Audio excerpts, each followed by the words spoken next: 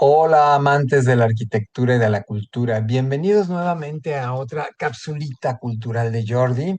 Hoy vamos a ver a este arquitecto que tienen en pantalla, Max Cheto Day, o Day, no sé cómo se pronuncia en alemán. Un personaje muy interesante de todos los arquitectos que destacaron en la primera mitad del siglo XX. Y bueno, para no alargarme mucho dándoles detalles, mejor leemos las cronologías y nos pasamos de lleno a su obra y a esta vida que le llevó a hacer una escala en Estados Unidos para terminar finalmente en México. Así que vamos a empezar. Bueno, tenemos aquí que van a ser pues casi con el siglo, igual que los otros que hemos visto últimamente, nace casi con el siglo XX, 1903, en febrero, en la ciudad de Coblenza, que entonces era el Reino de Prusia, todavía no se formaba la Alemania que conocemos actualmente. Alemania estaba ya a punto de pasar por una serie de convulsiones políticas, la República de Weimar, una serie de intentos por tener una democracia parlamentaria que, bueno, finalmente, debido a algunos errores en el camino, pues van a terminar desembocando en el fascismo del nazismo, valga la redundancia. Bueno, en 1920 estudió en las universidades técnicas de Darmstadt, de Múnich y Berlín. En la primera fue discípulo de Heinrich Wolfing, en la segunda estudió bajo la dirección de Hans Polsnik, que este último, Hans Polsnik, es el que se va a convertir como en su mentor, como en el que lo va a apoyar más, digamos, ¿no? Entonces, graduándose como ingeniero arquitecto en 1925, dentro de la mejor cultura expresionista alemana. ¿Sí? Para el 26, por recomendación de su maestro Poelsnik, entra a trabajar al Departamento de Obras Públicas de la ciudad de Frankfurt del Meno. Y también se convierte en profesor de la Escuela de Artes Aplicadas de Offenbach. Entonces ya desde prácticamente desde antes de graduarse ya está como alumno y profesor, ¿no? Obviamente debe de haber sido como auxiliar de profesor en los niveles bajos de la enseñanza, pero ya está también como académico. Entonces eso es muy, muy importante porque le va a ayudar mucho en su formación. ¿Sí?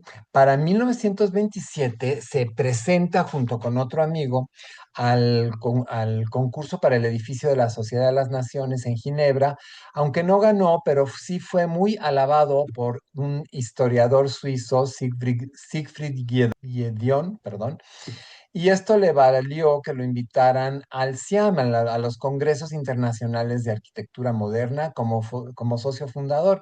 De hecho, en el 27 fue la primera reunión del CIAM, aunque ya digamos, el primer Congreso oficial del CIAM fue hasta el 29, pero ya en el 27 hacen la primera reunión y él es invitado para participar. O sea que va a estar metido de lleno en lo que ya van a ser las nuevas teorías de la arquitectura moderna, de la arquitectura racionalista en la Europa de principios del siglo XX. Sí, bueno, de la segunda década del siglo XX. En 1933, con el ascenso del nazismo al poder, lo que les contaba hace rato, se ve obligado a exiliarse, no sin antes enviar una dura carta al ministro Goebbels criticando inteligentemente la política de Hitler respecto a la cultura y las artes en ese momento bajo el régimen nazi. ¿Sí? En el 34, una vez instalado en los Estados Unidos, bueno, después de escribir esta carta, pues tiene que salirse del país porque esa carta era suficiente para que lo encarcelaran y posteriormente lo mandaran a algún campo de concentración, de manera que escribe su cartita y sale pitando y se va a Southampton en Inglaterra, coge un barco y se va a Estados Unidos. Entonces, bueno, llegando a Estados Unidos, él ya había mantenido correspondencia con algunos arquitectos destacados de Estados Unidos, puesto que él ya participaba de los CIAM, entonces ya estaba embebido en lo que era pues de la comunidad arquitectónica moderna internacional en ese momento. Entonces, bueno, llegando a Estados Unidos va a visitar a Frank Lloyd Wright, va a visitar a Walter Gropius, que ya había emigrado también, y bueno, va a acabar trabajando. Bueno, ya me estoy adelantando, mejor les leo paso a paso. Una vez instalado en los Estados Unidos, visita a su amigo Walter Gropius, pasa unos días en Taliesin West, la escuela que había fundado Frank Lloyd Wright, y posteriormente se va hasta San Francisco a trabajar al despacho de Richard Neutra, otro que ya tenemos su capsulita por ahí disponible, así que bueno, ya hemos visto también a Richard Neutra.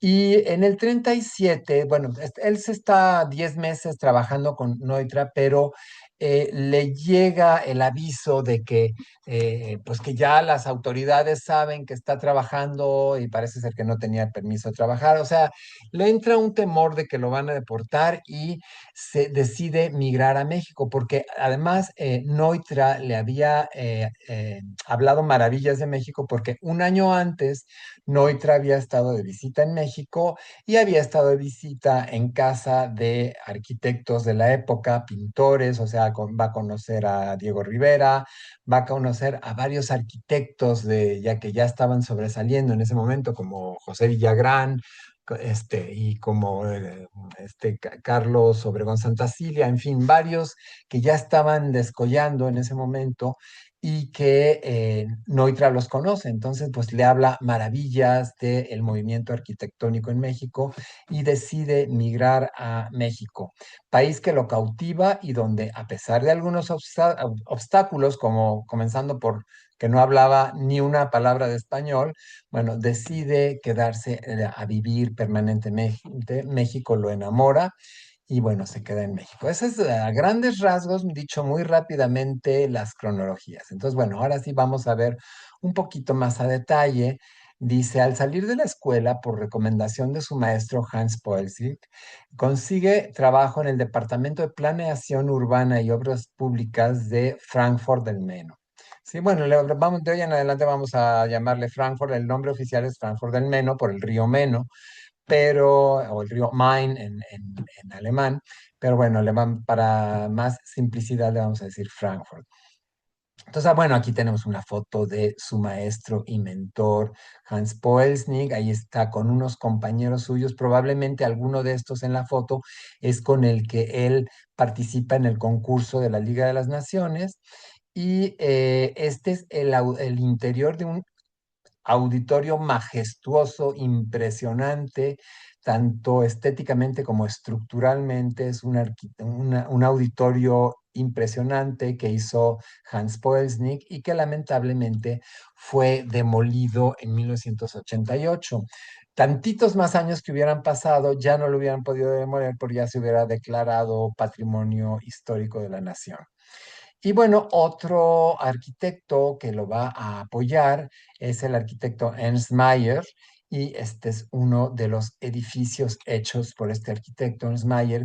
Se los pongo para que se den cuenta ya cómo la arquitectura ya iba evolucionando, había ya nuevas formas, nuevas soluciones a los problemas estéticos, en fin, había este ritmo de curvas y rectas, o sea, ya las fachadas ya tenían un ritmo, una métrica, una ondulación, un movimiento, ¿no? Se nota cómo la influencia de Le Corbusier y de los arquitectos de la época, pues se ha extendido no solamente para Europa, va a llegar a todo el planeta prácticamente. Bueno, proyecto para el concurso de la Liga de las Naciones. Este fue en el 27, como ya les dije, se asoció con su amigo Wanger, perdón, Wolfgang Wagner, que también había sido discípulo de Hans Felsnick, y van a realizar un proyecto para entrar al concurso del edificio sede de la Liga de las Naciones. Lamentablemente, les pongo aquí que lamentablemente no pude conseguir ese proyecto en específico que hizo Max Cheto con Wolfgang Wagner, no lo he podido conseguir, entonces les puse otro de otros concursantes alemanes también para el mismo concurso, para que se den una idea pues ya de las formas y las líneas que ya se estaban manejando dentro de la arquitectura moderna. Nos recuerda también las primeras obras de Mies van der Rohe, que también hizo un proyecto muy parecido a este. Entonces ya era como la línea que se estaba siguiendo en la arquitectura moderna en ese momento. ¿sí? Aunque les digo, este no es el proyecto de Max Cheto, eran otros concursantes alemanes. Si lo aclaro, no vaya a haber confusiones de que piensen que ese es el que presentó Max Cheto. Bueno, ya dentro de trabajando en el Departamento de Obras Públicas de Frankfurt, pues va a ser varios edificios, va a ser estaciones eléctricas, va a ser varios edificios de servicio comunitario, de servicio público. ¿Sí? Aquí le tenemos conduciendo un coche, estando muy joven todavía. Ignoro si esta foto fue tomada en Alemania o ya fue tomada ya sea en Estados Unidos o ya viviendo en México. Ahí sí desconozco la fecha de la foto. Pero bueno, el caso es que hizo este proyecto para la Casa del Pueblo en la parte oeste de Frankfurt, en el 31. Va a ser una escuela de cocina que, bueno, su hija comenta que es una escuela muy famosa, pues yo no pude obtener los datos del nombre de la escuela o saber un poquito más acerca de esta escuela de cocina, pero es lo único que cuento con lo que cuento es esta foto y la hizo en el 28. ¿Sí? O sea, está haciendo sus primeros pininos dentro del gobierno de la ciudad de Frankfurt.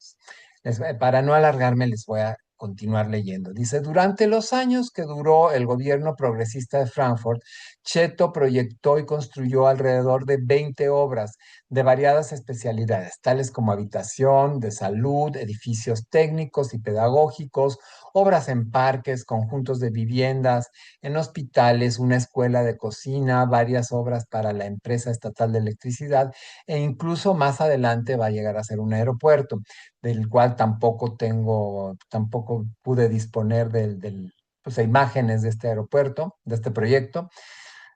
Y bueno, ahí tenemos un molino de carbón. Acuérdense que en un principio las primeras centrales de electricidad se manejaban con generadores a base de vapor de agua, y ese vapor de agua, pues el agua se calentaba mediante el carbón. Era, digamos, el combustible principal, era el carbón para poder producir electricidad. Ya después hubo otros métodos para generar electricidad, pero en un principio, pues se generaba con carbón. Y después ya vendrán las hidroeléctricas usando la fuerza del agua. Dice, en la mayoría de las obras que hizo para el Ayuntamiento de Frankfurt se le dio justo crédito en la revista Das Neue Frankfurt. Las obras de Max no figuran bajo el nombre del titular de la dependencia, o sea, el titular de la sección de obras públicas del ayuntamiento, sino que se le daba crédito directamente a aquellos colaboradores que hacían ciertos proyectos, se les daba crédito y no hacían caravana con sombrero ajeno, como decimos, ¿no? O sea, no salía el nombre del director del área y no mencionando quien había hecho el proyecto en realidad, sino ya se les daba crédito a cada uno de los colaboradores. Eso me parece muy transparente y muy elogiable, ¿no? Dice, las obras de Max no figuran bajo el nombre del titular de la dependencia, sino del propio arquitecto Cheto. En esta misma revista, los diversos miembros del equipo publicaban textos, comentarios y sus propios proyectos. Es decir, era una revista financiada por el ayuntamiento, pero se le daba oportunidad a cada uno de los miembros de ese equipo de publicar sus cosas, de publicar sus proyectos, inclusive hasta comentarios, etcétera, ¿no? Bueno. Aquí tenemos otros ejemplos de las centrales eléctricas que hizo y, por ejemplo, esta desde el lado derecho, pues muchos autores pensaban que Max Cheto había egresado de la Bauhaus por este estilo. Fíjense en estas ventanerías, en este cubo de escaleras. A mí me recordó mucho la fábrica de zapatos Fagus de Walter Gropius, pues es muy del estilo de estas ventanerías largas, ya continuas, como al más puro estilo de Le Corbusier también. Y bueno, mucha gente lo asociaba con la Bauhaus, pero no. Según comenta su hija Bettina, para cuando él sale de la universidad, apenas la Bauhaus se está mudando a Dessau y hasta que se mudó a Dessau pudieron incluir una escuela de arquitectura. Antes de eso eran artes y oficios, pero hasta que ya la Bauhaus estuvo instalada en la ciudad de Dessau, fue cuando abrieron una escuela formal de arquitectura, por lo cual Max Cheto pues no pudo ser alumno de la Bauhaus, ¿vale? Bueno, vamos a continuar. Bueno, esta es la reutilización o la revitalización que le están dando a algunos edificios de esa época, metiéndoles iluminaciones en color, en fin, haciendo como presentaciones, displays, para darle un sentido de actualidad a estos edificios de la época de la arquitectura moderna. Dice, desde el año 2007 han revitalizado el edificio dándole iluminación cambiante de colores durante la noche. Entonces, bueno, aquí tenemos un aspecto de cómo se ve esta central de Max Cheto. Aquí es lo que les decía yo en las cronologías del principio. Les gusta tanto a la gente del CIAM, les gusta tanto el proyecto que él presentó para la Liga de las Naciones, a pesar de no ser un proyecto ganador, pues les gustó mucho y pone aquí, por su participación en el concurso para el edificio sede de la Sociedad de las Naciones en Ginebra, fue invitado a colaborar en los CIAM, prácticamente como socio fundador. Años después declaró que ahora que ha pasado el tiempo, la situación es diferente porque la arquitectura moderna ya no se ve amenazada desde fuera y por lo tanto ya no requiere de manifiestos. Y esto le declaró años después de participar en el CIAM. Y para el año 61, él decía, hoy está amenazada la arquitectura por el conformismo entre sus propias filas. Superar esto es tarea del individuo, quien reivindica todo su talento para expresar con mayor claridad las ideas de nuestra época. Sí, esto es lo que él comentaba ya décadas después de que había estado participando en los CIAM. Aquí hay una foto de la época en que se fundó el CIAM. Lamentablemente no logro distinguir cuál de estas personas es Max Cheto, pero bueno, debe estar entre alguno de estos presentes, que y me da gusto ver que había varias mujeres ya participando en los CIAM para el año 27, 29, ¿ok? Bueno, esta es una de las obras que va a hacer también para la ciudad de Frankfurt en un parque junto a un lago. Pues le dan el proyecto para hacer un área de descanso, un área como para que la gente se relaje, y entonces va a ser este pequeño pabellón que es el pabellón de descanso de un parque que se llama Ostpark en Frankfurt. ¿Sí? Esto lo va a hacer en el 29. Estas son fotos de la época y se ve borroso, pero ahí estaba la gente nadando en el lago y mientras otras personas observándolos desde el pabellón de descanso. Ya tenemos estos marcos de hormigón, de concreto armado, que también van a ser muy usados por una casa que hace Le Corbusier para sus padres en un lago en Suiza. Bueno, también va a utilizar estos marcos de concreto como para darle un marco al paisaje, ¿no? Como que es una obra colgada en la pared, dar esa impresión de que estamos viendo una pintura al óleo, ¿sí? Bueno, otras tomas diferentes del pabellón de descanso. Tengo entendido que el gobierno de Frankfurt ya restauró porque estaba un poquito en estado de abandono.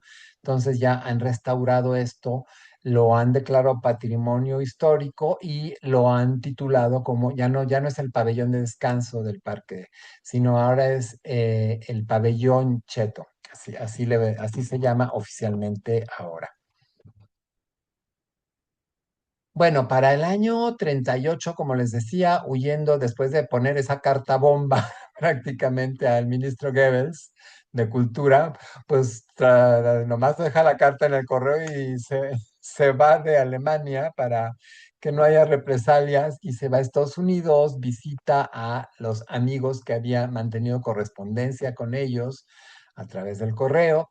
Y bueno, dice aquí que, bueno, ya les conté que acaba trabajando con el arquitecto Neutra en su despacho de San Francisco, en California. y que Neutra, aquí pone, había visitado México en 1937 teniendo contacto con los más destacados arquitectos y pintores de esa época. Y lo que no pongo aquí es que, bueno, regresó encantado, regresó fascinado con la arquitectura, la cultura mexicana y todo. Entonces, estando Cheto en el despacho de Neutra, pues Neutra le va a hablar maravillas de México. Entonces, cuando Cheto oye rumores de que a lo mejor lo van a deportar, que porque no tiene el permiso de trabajar o de no sé qué, bueno, pues decide emigrar a México, puesto que Neutra le había dicho que en México las regulaciones y pues toda la vida en general no era tan estricta y tan cuadrada como en Estados Unidos, o sea, había como más libertad de hacer. Y bueno, se va atraído por eso, se va a México y bueno, obviamente es cautivado por la energía y la libertad que había en México, ¿sí? Estos son ejemplos de algunos de los proyectos que hace estando en el despacho de Richard Neutra, ¿ok? Bueno, pues llega a México y también, obviamente, pues Neutra le recomienda que hable con Villagrán, a quien Neutra ya había conocido. Entonces habla con Villagrán, que aquí vemos la foto del arquitecto de Villagrán, y resulta que Villagrán está empezando a hacer este hospital, el Hospital para Niños, dentro del conjunto de lo que después va a ser el Centro Médico Nacional, que es esta foto aérea que vemos aquí, encerrado en el círculo amarillo. Se alcanzan a ver el edificio está en forma de peine, que fue el hospital del niño, lamentablemente ya fue demolido también. Pero bueno, comienza a colaborar con Villagrán haciendo los planos, supervisando obra, etcétera. Y bueno, y aprendiendo español, porque llegó a México sin aprender una palabra de español. Entonces, bueno, dentro del fogueo, pues también va aprendiendo español y tiene contacto, por primera vez en su vida, tiene contacto con el albañil artesano mexicano, ¿sí?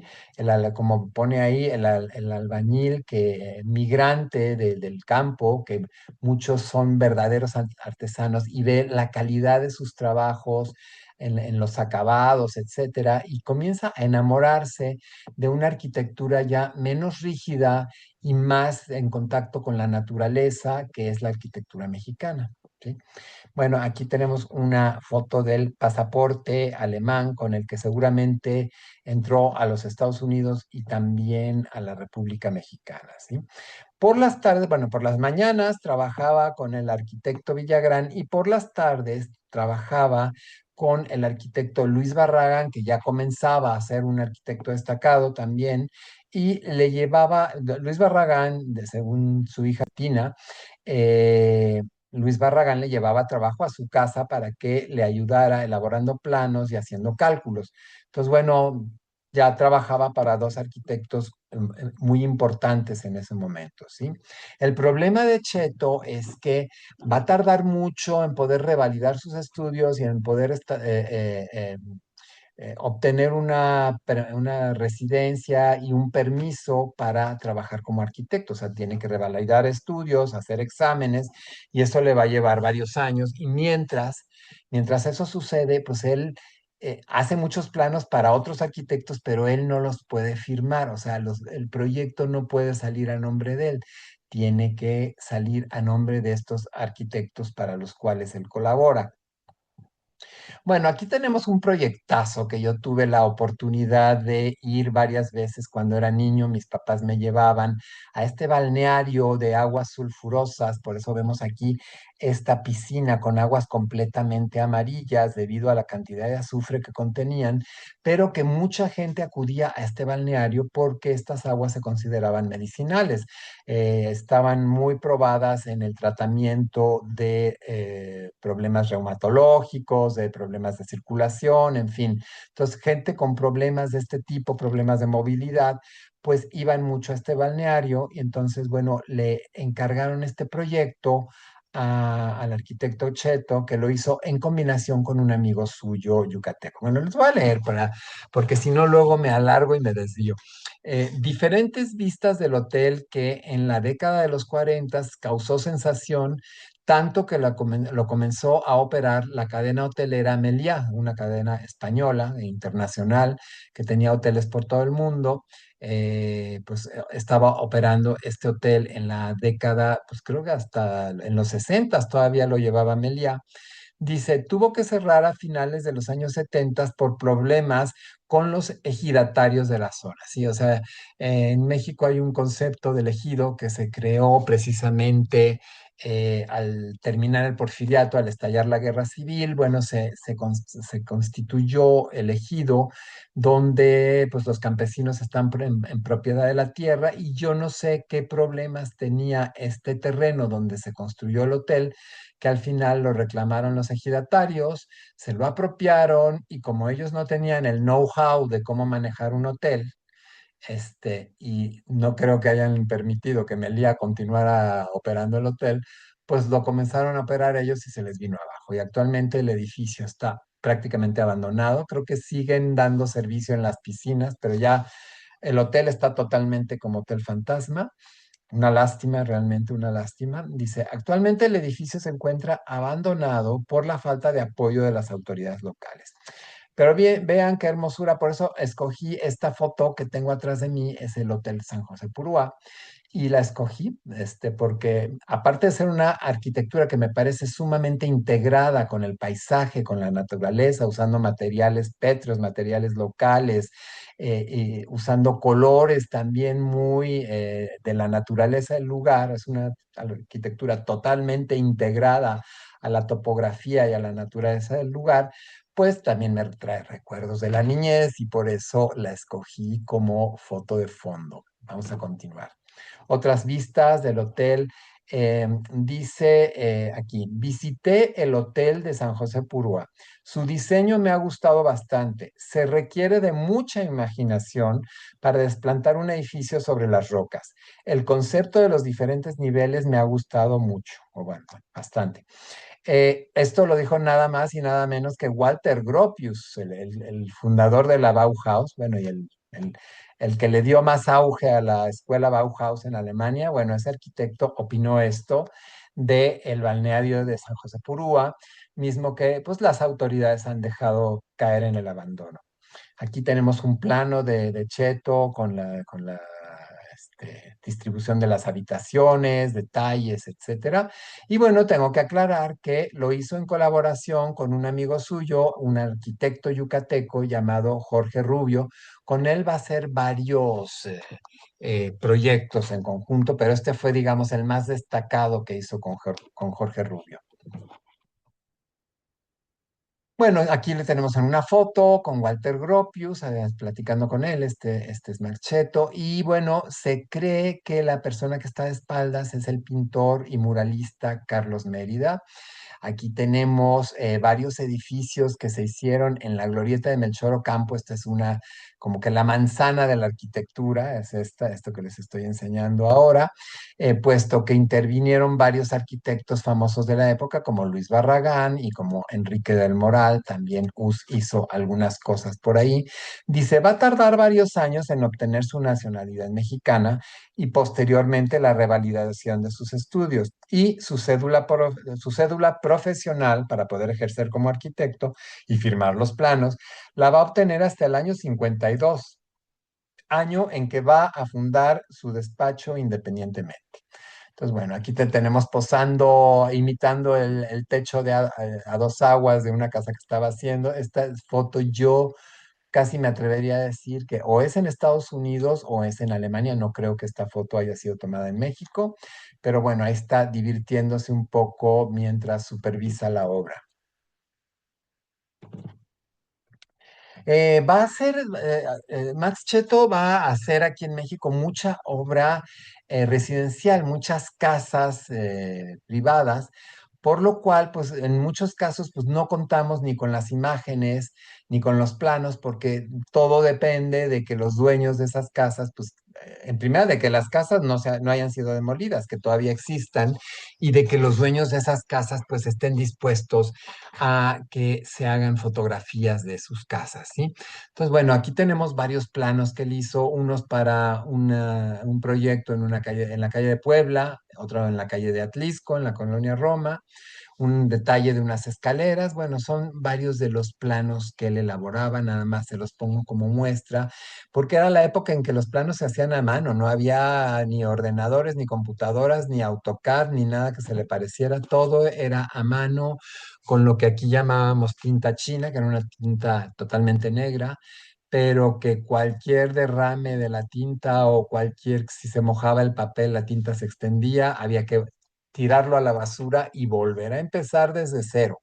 Ese era el trabajo de un dibujante, de un arquitecto en aquella época. Bueno, aquí tenemos el que hizo en colaboración con Luis Barragán, que son unos talleres para artistas que le encargaron ahí en la glorieta que les enseñé hace un momento, la glorieta, la rotonda de Melchor Ocampo. ¿Sí?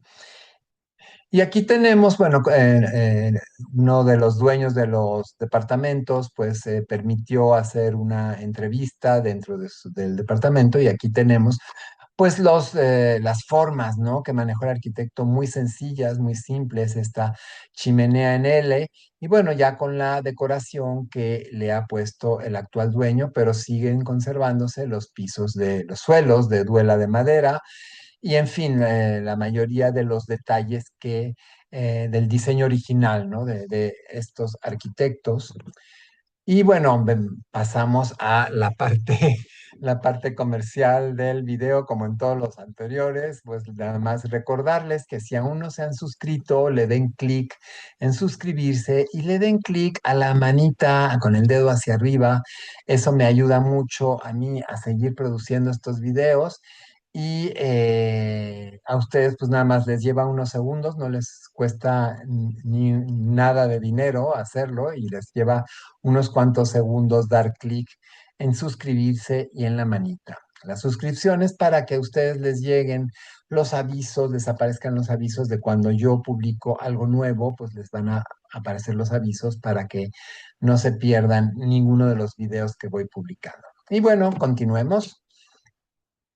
Bueno, esta frase ya se las he repetido en muchos otros videos de que como la ilusión de todos los arquitectos es algún día diseñar y realizar nuestra propia casa, y a muy poco se nos ha cumplido, bueno, pues también el arquitecto Max Cheto no era la excepción. Él entró en un proyecto para hacer un fraccionamiento junto con el arquitecto Luis Barragán, un fraccionamiento en una zona abandonada que ya se las he mencionado en algunas capsulitas anteriores, una zona que estaba pues, realmente inutilizada al sur de la Ciudad de México porque era una gran área del Valle de México cubierta por lava, la lava del volcán del Xitle, que hizo erupción y cubrió todo el sur bueno, no de la ciudad, de lo que es el valle donde se encuentra la Ciudad de México, pues estaba cubierto por lava.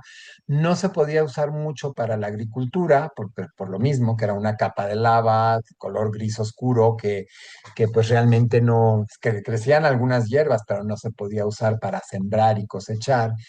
Y bueno, el arquitecto Barragán, de acuerdo a mucha gente de la época, era un proyecto totalmente loco e irracional, ¿verdad? Pensaron que iba a perder todo su dinero en ese proyecto, pero se avientan a hacer un fraccionamiento residencial de lujo sobre la lava y bueno, el que sí se atreve a usar la lava como cimentación para su casa es el arquitecto Cheto, a excepción de que aquí donde les estoy señalando hay una pequeña caverna, entonces ahí sí tuvo que rellenar y pues darle cimentación a esta columna que viene más arriba, pero de ahí en fuera el resto de la casa está apoyada sobre la capa de lava y pues hasta ahora ahí está, ahí se ha mantenido, ya ha soportado varios terremotos fuertes y bueno, la casa ahí sigue sin mayores problemas. Y bueno, pues ahí tenemos que inclusive para la revista Life le hicieron un artículo y salió en la portada porque era la casa pionera, fue digamos, como la casa muestra o la primera casa que se construyó. Él hizo varias casas muestra para el fraccionamiento, pero la primera en construirse y la primera persona en atreverse a vivir en esa área tan llena de lava y tan inhóspita, pues fue este arquitecto. Y después, bueno, el fraccionamiento del Pedregal de San Ángel, pues tuvo un éxito rotundo. Los, ¿cómo decirles? De la clase alta de México, las familias jóvenes, los nuevos matrimonios, en lugar de irse al área de sus papás en las lomas de Chapultepec, bueno, pues decidieron comenzar a comprar terrenos y construir sus casas en el Pedregal de San Ángel. Por eso esto fue una nueva generación de gente, digamos, de la élite mexicana que construyó sus casas en esa zona y gracias a, pues, ver estas casas que ya se habían animado estos arquitectos a construir, digamos, como pioneros del fraccionamiento. Dice, en esta casa, la primera construida en el Pedregal, el arquitecto vivió con su esposa Catarina Kramis y sus tres hijas, Verónica, Ana María y Betina. Actualmente la habita su nieto, Julián, junto con su familia, obviamente. Bueno, Max Cheto era amigo, digo, aparte de ver ya las formas pues, de la arquitectura moderna internacional, de esta influencia de Le Corbusier, poniendo los pilotis, haciendo parte de la casa como que flotada, etcétera, que esto ya lo hemos comentado en otras capsulitas. Bueno, él fue muy amigo de Juan O'Gorman. Juan O'Gorman, que vimos la semana pasada en su capsulita, en la capsulita que le dedicamos a él. Y Juan O'Gorman fue el inventor de estos petromurales, es decir, de hacer murales que en lugar de pintura se usarían piedras de diferentes colores, de color natural, o sea, no son piedras pintadas, son piedras cuyo color original es el color que estamos viendo. Entonces, bueno, las mandó traer de diferentes puntos de la República Mexicana, ya les enseñé en la capsulita anterior la Biblioteca Central de Ciudad Universitaria con este espectacular mural, que son 4.000 metros cuadrados de mural hechos con esta técnica de piedritas, de colores. Y bueno, apoyado por su amigo Juan O'Gorman, pues también Max Cheto va a hacer en el techo de la habitación de la planta alta, pues va a hacer estos petromurales sobre el plafón de la habitación. Y bueno, ahí quedaron para la posteridad gracias al apoyo de su amigo y vecino Juan O'Gorman.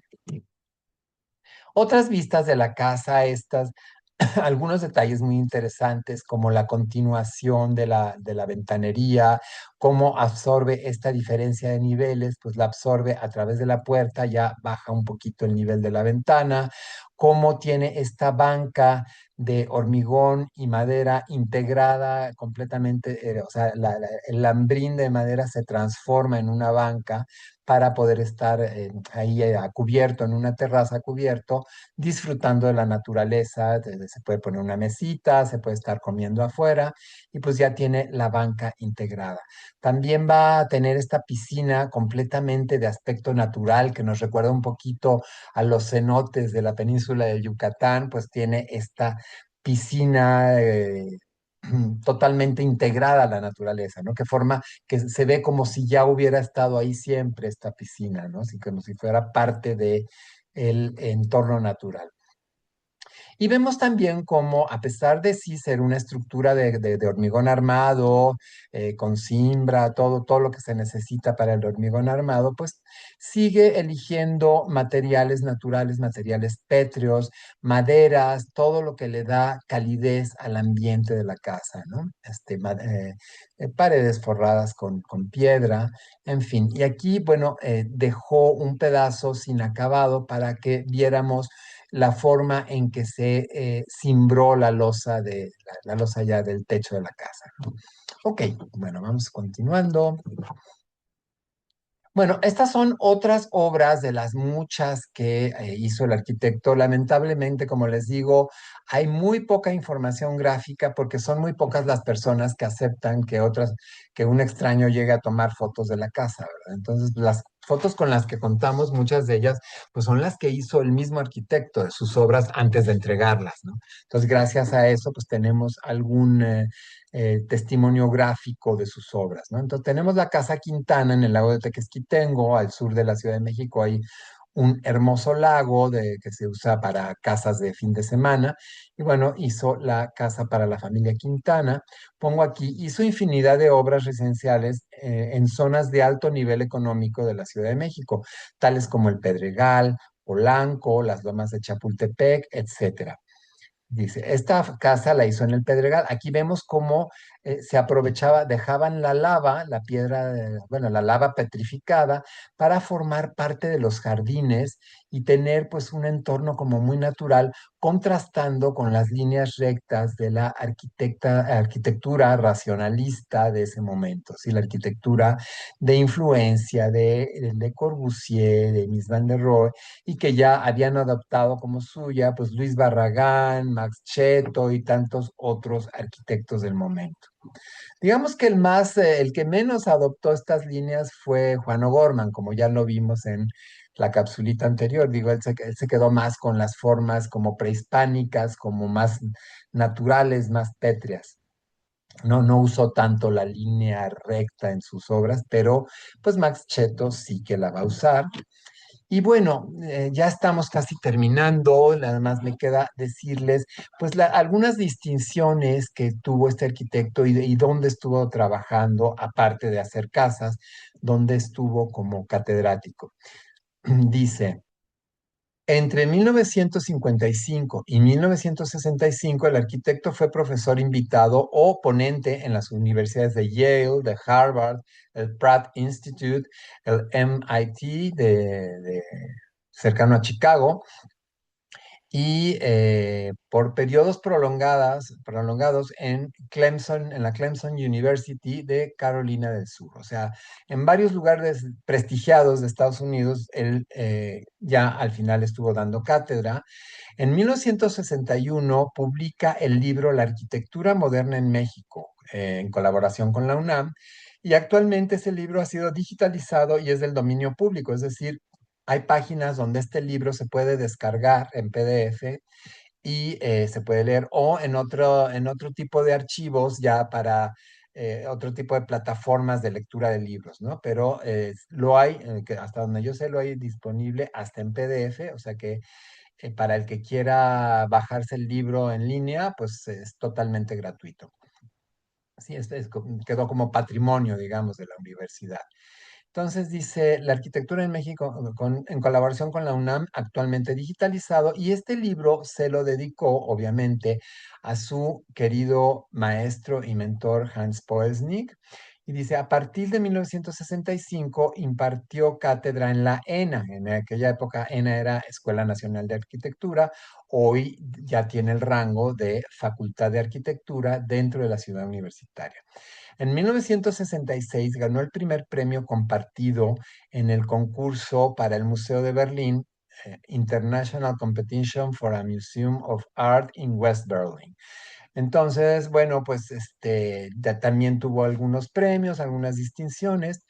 En homenaje al arquitecto, uno de los talleres de la Facultad de Arquitectura en CEU lleva el nombre de Max Cheto. Bueno, aquí les voy a, pues, a explicar para los que no están familiarizados con la Ciudad de México y sobre todo con la ciudad universitaria al sur de la Ciudad de México. Cuando hicieron este proyecto de la ciudad universitaria, lo que es la Facultad de Arquitectura, los arquitectos participantes decidieron que en lugar de hacer un solo edificio que fuera Facultad de Arquitectura y pum, ahí meter todos los salones, todas las aulas de clase y todo, decidieron que la carrera de arquitectura se estudiara en pequeñas escuelitas, pequeñas, como, sí, lo que ven ustedes en las fotos, son pequeños edificios, cada uno hasta cierto punto autónomo, donde cada edificio, cada taller, se llaman talleres, ¿no? Cada taller tiene sus propias tendencias, unos son como más de arquitectura socialista, otros son más elitistas, otros son más de arquitectura comercial, en fin, ¿no? Otros son pues de más cosmopolitas, en fin, cada taller tiene sus tendencias y cada taller, digamos, en los años 80, a finales de los 80, antes eran de números y letras, taller 5, taller M, taller C, y en los 80 se decidió ponerles en nombres de arquitectos famosos mexicanos, y entonces, bueno, Uno de ellos, que fue el donde estuvo dando clases Max Cheto, que es este que les estoy señalando con la flecha amarilla, bueno, este es el taller Max Cheto, que originalmente era el taller C, y bueno, ahora ya le pusieron taller Max Cheto en honor al arquitecto que pasó muchos años dando cátedra, pues yo creo que no solamente en uno de los talleres, yo creo que debe haber dado cátedra en varios de los talleres. Y bueno, me trae también muchos recuerdos porque en este parking o en este estacionamiento que ahora es exclusivo para alumnos y maestros con capacidades limitadas, capacidades diferentes, bueno, en esa época era un estacionamiento para todos los alumnos, común y corriente, y yo ahí dejaba mi cochecito recién comprado. Lo dejaba, como le decimos en México, mi carcachita, porque era un coche ya muy viejo, usado. Lo dejaba aquí estacionado mientras entraba yo a tomar clases a un taller que está más atrás, el mío, el taller M, que estaba más al fondo. Y aquí tenemos una foto que tomó el propio arquitecto Cheto, curiosamente, cosa que me da mucho gusto de ver para esas épocas, ya dos alumnas de arquitectura circulando por los pasillos. Se me hace muy simbólica esta foto porque también marca pues ya eh, la incorporación de la mujer en niveles académicos superiores, ¿no? En niveles universitarios, cosa que fue muy beneficiosa para México, y actualmente somos de los primeros países en tener una presidenta mujer, cosa que también me da mucho orgullo. A ver, independientemente de políticas, tendencias políticas, izquierdas, derechas, rojos, azules y verdes, pues me da gusto que ya por primera vez tengamos en México una mujer ocupando la presidencia de la República. Son muy valiosas y hay mujeres muy pensantes, muy capaces, ¿sí? Entonces, como un inicio, una puerta de entrada para que una mujer en México sepa que puede llegar hasta la presidencia de la República, cosa que me parece muy positivo. Bueno, ya me estoy alargando mucho, ya me voy. Les agradezco mucho por su tiempo y su paciencia. Espero que les haya gustado esta capsulita. Bueno, me estaba faltando poner que el fallecimiento de Max Cheto fue a los 77 años, el 5 de abril del 80, aquí en la Ciudad de México. Bueno, ahí tenemos una foto de él, pues trabajando en su despacho, en su escritorio, algunos dibujos que se han rescatado de él.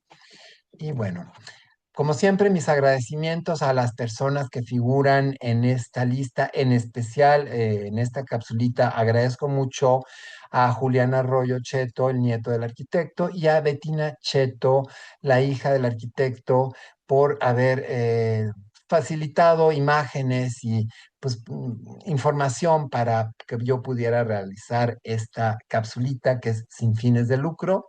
Entonces, bueno, agradezco mucho a todas estas personas y bueno, gracias ahora sí por su tiempo y su paciencia y nos vemos para la próxima capsulita. Que esté muy bien. Hasta luego.